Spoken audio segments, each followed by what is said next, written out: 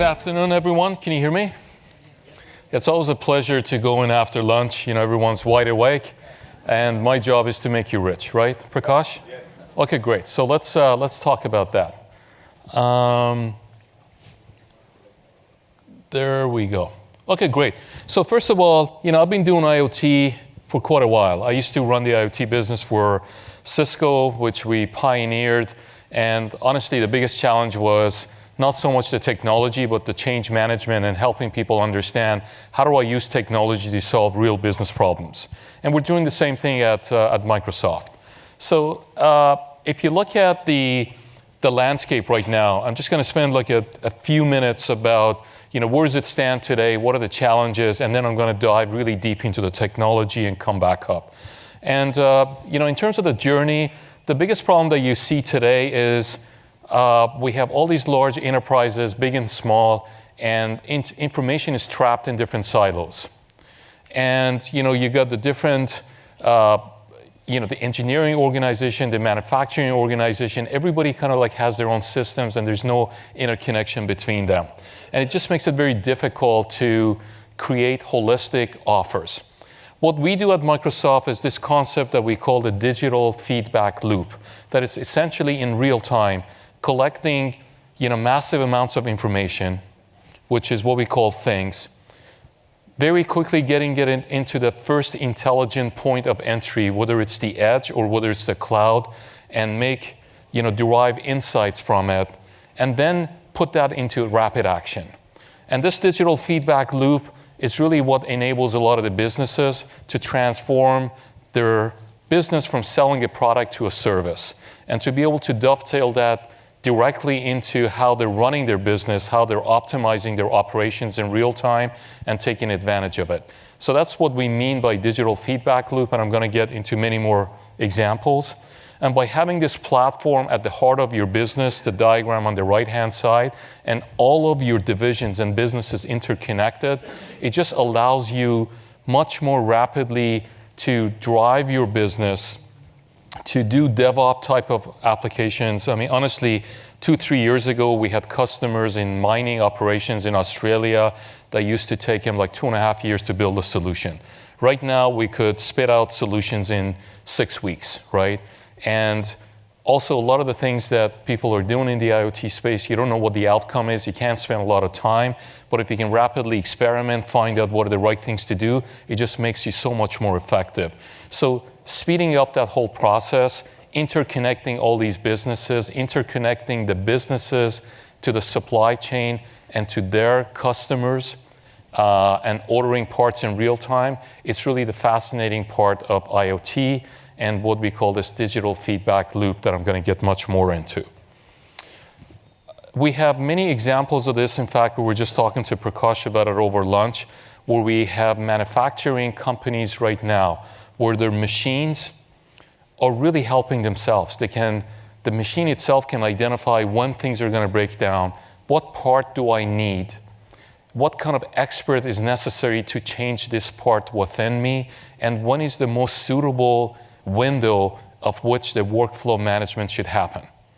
And then they're doing it themselves. And we've had factories in Detroit where, you know, they were having like 3 to 4 outages a day, and where we've implemented these solutions, and now they've gone for about 10, 11 months without a single incident, and they've significantly have reduced the amount of time that it takes to fix these things. So the results are absolutely incredible.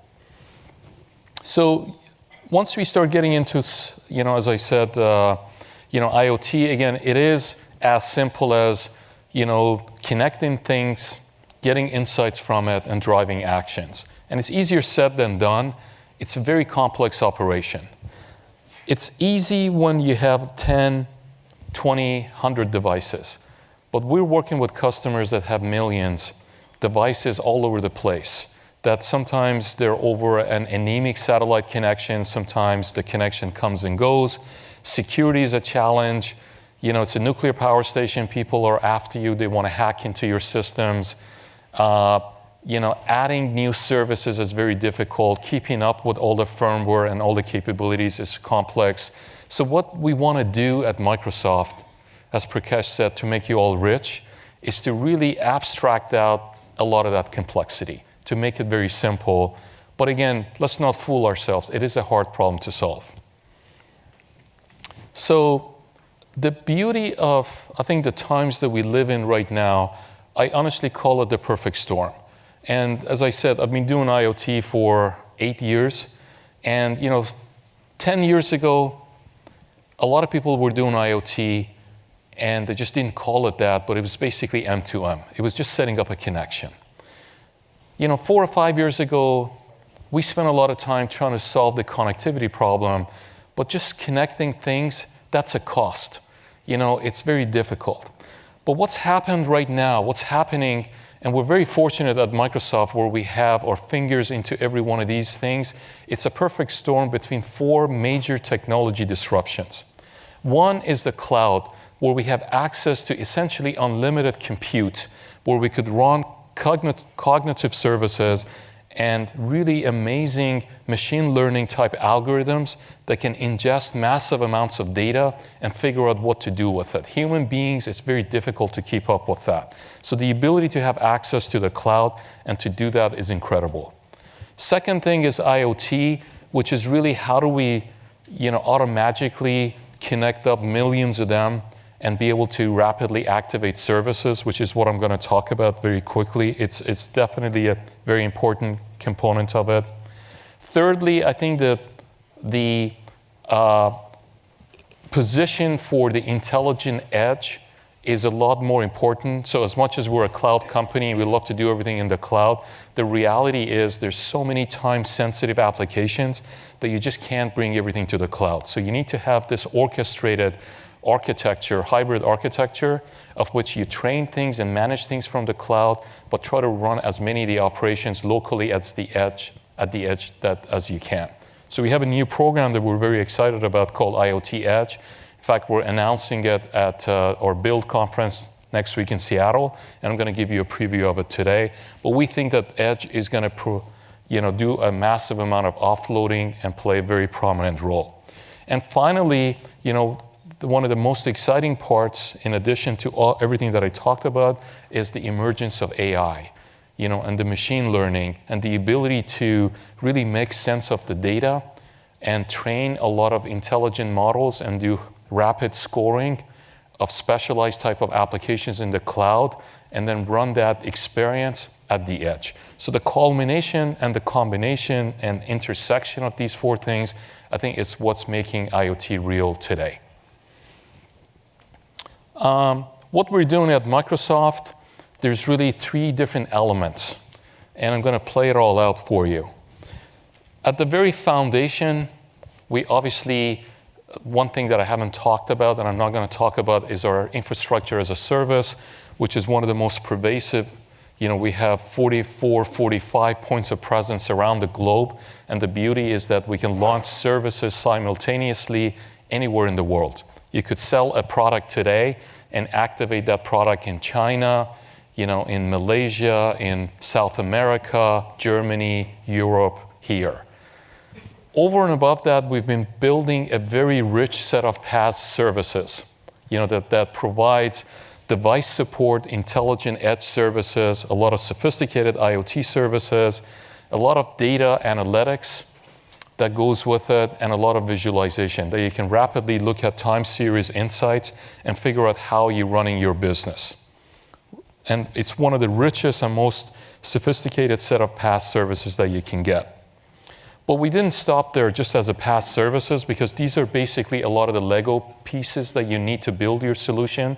It still takes a lot of effort and skill and cloud architecture experience to do that. So we have gone one level higher, and we are building a set of what we call IoT solution accelerators, where for a lot of the common problems like remote maintenance, connected factory, and so on, we actually have pre-assembled many of these blocks that makes it very easy for you to get up and running. So let's say I have a robot and I want to do securely connect up to it anywhere in the world. As soon as they power it, this thing calls home, self-configures itself, self-secures itself, and self-installs the appropriate service and get up and running. We can do that for you in minutes. everything already taken care of. So we will continue to build a much bigger library of that, and we will also work with our partners on the Azure IoT marketplace to add a lot of the ISV services so you can take advantage of that. Honestly, one of the biggest challenges and problems that we see many of our big customers make is that they try to build everything from ground up. And where their expertise is in their products, is in the analytics of their products, and instead of spending their time there, they build a lot of this cloud infrastructure that we can easily deliver for them. And then the third thing that's really exciting is we are also providing a set of native SaaS services. There's a lot of customers that are saying, you know what, Microsoft, we're happy if you host the service and we just run it on your platform and you worry about everything, So we'll just give you like X dollars per device per year and you manage it for us. And we're happy to do that as well and auto scale it up and down based on their business needs. So as you can see, we're trying to do as many things based on the basic building structures. How do we create these solution aggregators, and to the point of even providing it natively on Azure to help people get up and running and introduce services as soon as possible. So this is kind of like the core architecture, and I'm going to dive much deeper into the technology. So if you look at the IoT patterns, basically, as I said, you got things that are in the field, and we have this thing that helps you derive insights and generate actions in the cloud. The way we do it at Microsoft is the cloud part of it is through the Azure IoT Hub, which is a very sophisticated piece of software that we've written that essentially does these three elements at massive scale, at enterprise scale. One, it really allows you to connect millions of devices. And, most of the PaaS platform services that you see today, they can't really go beyond thousands of devices. They run into a lot of issues. And we've honestly built this thing from ground up to scale to these levels and not have you worry about it. It's got the ability to handle multiple languages and SDKs. Those are just some examples there. Send and receive telemetry, massive amounts of commands, manage all these devices, millions of devices, the status of them, the firmware that they're running, and the posture, and all the queries, jobs, and transactions. In addition, we have a very rich set of enterprise services already ourselves or through our ecosystem community that we can rapidly install them and send and receive billions of messages, scale up these things. You may start a business very small, and then as you scale it up to millions, you don't have to worry about it. We'll do all the auto scaling in the cloud. We can activate and deactivate these services in real time, based on the conditions that are going on, and really make sure that we are on top of the health of these end devices, and we take care of that for you. Again, it's not really an easy problem. And finally, one of the most important things is security. Security is very complex. Either, there's a lot of companies that provide security that people can have it, but there's a lack of security skills in these industrial companies.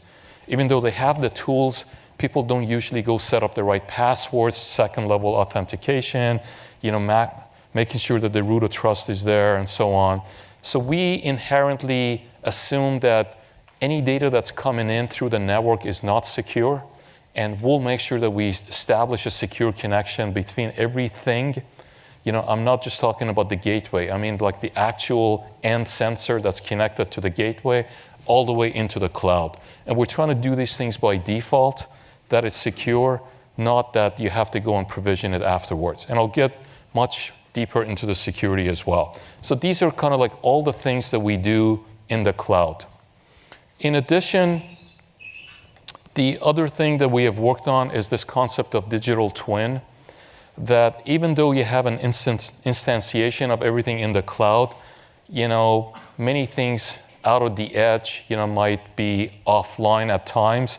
And when you got millions of them that are going on and off, that are different things that are happening to it, like how do you manage that at scale? So the way that we do it is through this digital twin, that essentially you have that instantiation of what the edge things are, And then let's say you have a desired state. You want this thing to be on firmware version 2.3. So we send that desired state from the digital twin from the cloud to the edge. The edge then takes that action and reports back. Either says, yes, I did what you asked me to do, or no, I'm running another job, I can't do it right now, I'll do it later, or no, I cannot do it. So at least, we can have at any point in time when you have these millions of devices out there, we can know from the cloud what's going on and which state do we want them to be in and whether it's in that state or not. So that's just to kind of like manage the devices. And then all the actions is what we call the jobs and queries. It's then how, once you get that telemetry and data coming in, and once you're running the algorithms and figuring out what you want to do, is how you batch them up and execute these actions, from the cloud that then gets executed down, at the edge level. And these are all well orchestrated to manage together. And, we can have, everybody thinks that we run Windows. Yes, we do run Windows, but this is a new Microsoft. With Satya, he's an amazing guy. He's done incredible jobs in the company, but we run Linux and many other operating systems as well. So all of this thing is open source, open everything, well orchestrated. We take care of all the device management, and we'll make sure that the digital twin makes it very easy for you to not worry about this complexity. So everything that I've talked about so far is how we run things in the cloud. Now let's take it one level further and talk about edge. And honestly, this is one of the areas that we're really proud of, that we think we have the edge, no pun intended, over our competitors, our brethren across the lake, and here. So the way we do it is, remember that architecture that we talked about? Right now, let me go back. So right now, like you're with me with everything that I described. So right now, a lot of these messages come in, and basically you have applications that we typically ran in the cloud. So all the smarts, all the intelligence, all the execution happen in the cloud. Now we have the ability to actually containerize these applications and run it at the edge through this new IoT Edge program that we're launching.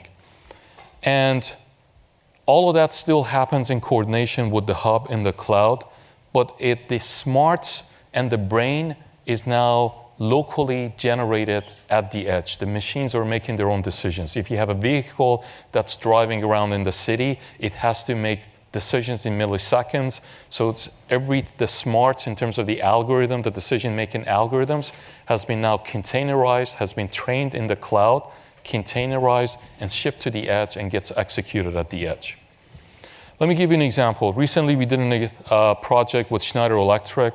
They have all these submersible, or they have these pumps around the globe. Some of them are in areas where you have a network connection, but quite honestly, the vast majority of them are in areas that at best you have a satellite connection, that when the machine completely breaks down, it just sends an SMS that, hey, I'm broken, and somebody has to drive like 6, 7, 8 hours to get to it, and they don't know what's broken, what to do with it.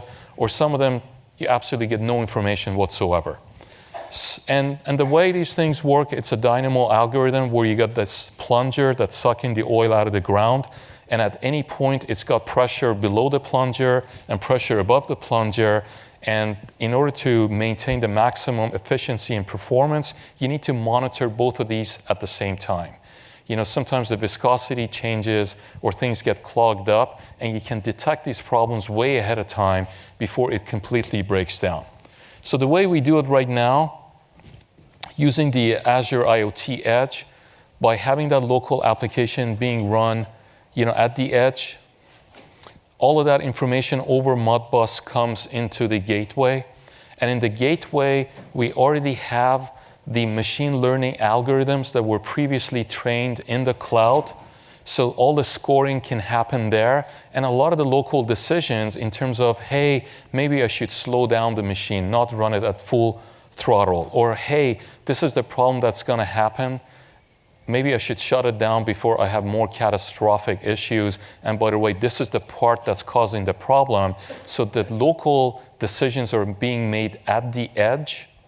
And then, of course, that information can be sent up to the cloud. So then the right people could be dispatched and do the right things. And by the way, every machine is different. A lot of these things have been built and bought over many different years. So to have that scoring algorithm that's specialized for that thing at the edge is very important. But at the same time, to get that information, send that up into the cloud so they can get aggregate view of how these machines are performing and retraining the algorithms to make them smarter, that's the other thing that we could do. So the coordination between the two in a practical application, you can see it has a lot of value. I got 9 minutes, so I got to speed up. So the beauty is, like, there's a lot of things that we could do in the cloud, like remote monitoring and so on. There's a lot of things that now we can start offloading, doing a lot of the translations, protocol conversions, local intelligence at the edge. And we have a very consistent architecture where whatever application that you write, you can run it either in the cloud or containerize it and send it at the edge, where that's not the case with our competition. So we're pretty proud of that. And the way it works, I'll speed through this. First of all, we have a very flexible architecture where the edge could be anything. We have edge where things could be a very small BlackBerry Pi. We have the edge where the entire factory is the edge. And, we can also replicate these things. So we could have like tens of edges subtended off of the other edge. We're completely, flexible, and the cloud architecture can keep track of these things. And the way it works is that, as I said, we have many services today, like Azure Machine Learning. We have our streaming analytics. We have the Azure Functions that can also run other native custom applications. And we have a rich set of cognitive services. And all of these things could be developed and trained in the cloud. And then there is the device registry that we could record them in. And then there is the manifest for every single edge device that gets recorded, and then all of those things automatically get sent to the edge and driven there. The architecture of the edge, basically we have a replica, the digital twin that sits in the cloud and at the edge device. We have local storage. We have the container management. Today's Dockers, we're going to have more of them later on. We have our event grid that I'm going to talk about in a minute. And then we have a local copy of the IoT Hub. And then in addition, we can download all those intelligent applications or any combination of them, depending on the amount of processing power that you've got, whether it's one of them, four of them, one machine learning algorithm, multiple machine learning algorithms. All of it is very flexible. And then it's like it's all the workloads for every single one of these. There's a digital twin of that, so we know exactly what application is running at the edge, so we have that information in the cloud. And then we could have thousands of different devices subtended off of this intelligent device.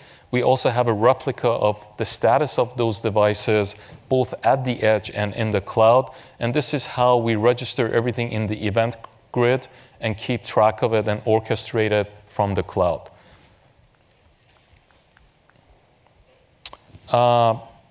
The other thing I want to quickly talk, so that was the cloud architecture. Then I talked about the edge architecture, the flexibility to run these applications. And I'd like to spend a few minutes talking about security, and then I'm happy to open it up to question. Security, I think for the high-end architectures, there's a lot of different ways to do it. We obviously have an end-to-end solution. Many other people do as well, which is fantastic. Our Microsoft research group has been working on some incredible technologies that, believe it or not, one of the best sellers at Microsoft is our Xbox. And there's the biggest hacker community that wants to break into it, and it's like a razor blade model where essentially we give the hardware away for free, make the money in the software. And if they can break into it, then all of our margin goes to hell, right? So we have a high level of motivation to make sure that doesn't happen, and that's where there's been an incredible amount of technology developed at MSR to stop that through what we call the 7 properties of completely ensuring that you're hack-proof, right? And by the way, this could apply to any other company. If you follow these things, which is very hard, you'll be okay. And by the way, thank God, the third generation of Xbox has been out for like a year and a half, 2 years, has never been hacked. And hopefully it'll stay that way. 5 minutes, good. So what we just announced at RSA 2 weeks ago is what we call the secure MCU architecture, where it's an IP that we will license to many of our semiconductor manufacturers. MediaTek is the first one today, and essentially has a tri-core architecture and another processor that completely handles all the security aspects of things and follows those 7 properties that we can make available to everyone. In addition, it provides an operating system, and the operating system not only runs Windows, it also runs what? Linux. Yes, Linux. We really mean it when we say that, because people, they're still thinking like we're a Windows machine, we love Windows, but we run all sorts of other operating systems as well.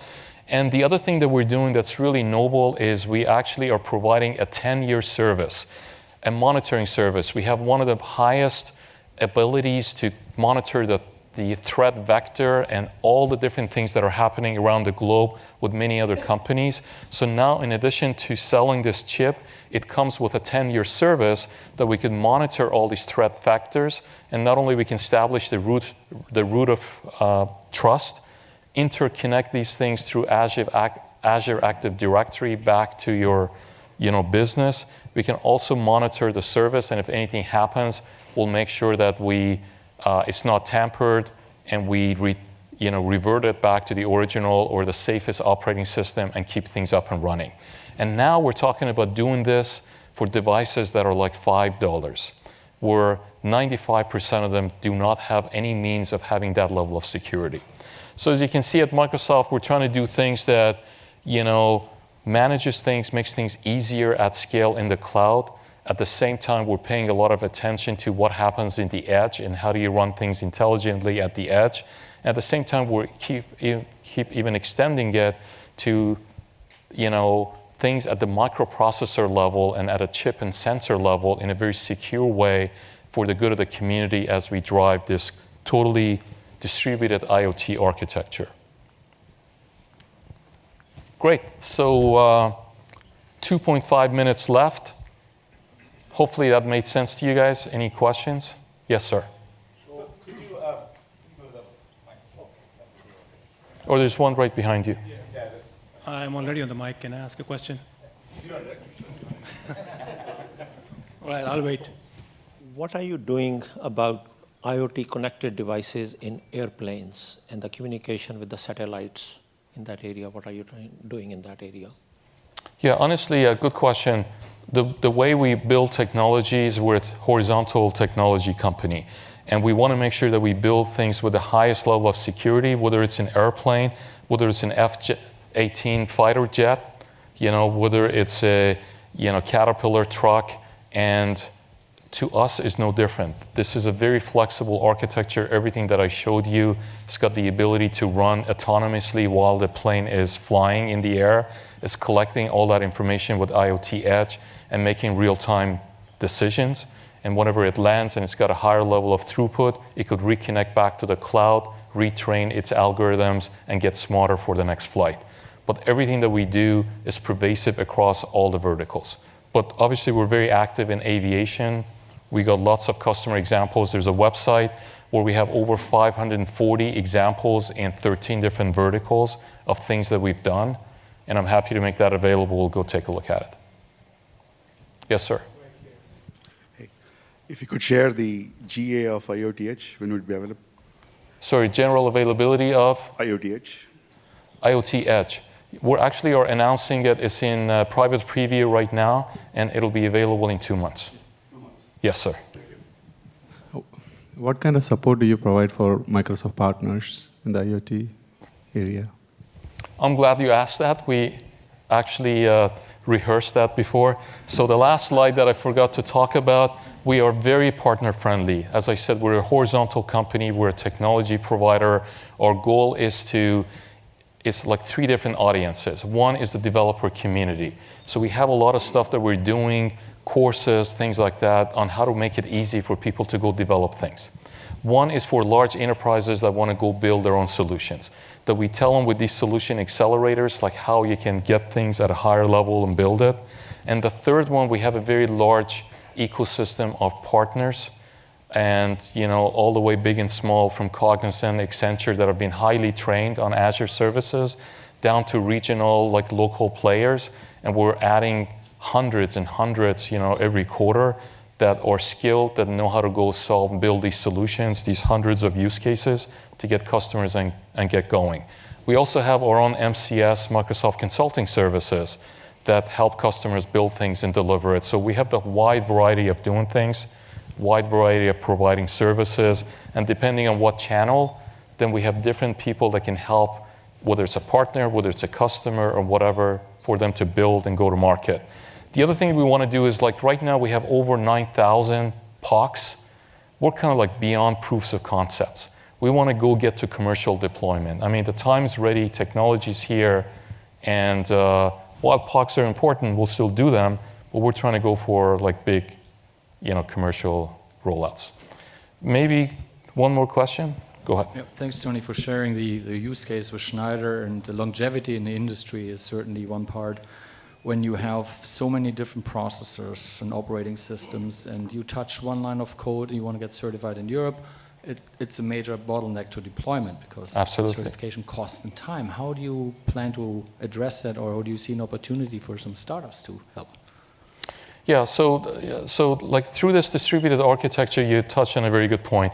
We still have factories that are running thousands of different processors, people walking around with USB sticks, running Windows XP. I mean, honestly, we believe the answer to that is the cloud. It's the only way that instead of having these things free run, either attach them to the cloud where we can centrally manage the firmware, the attack vectors, and all the security things, or run them in the cloud. It's the only way to manage it.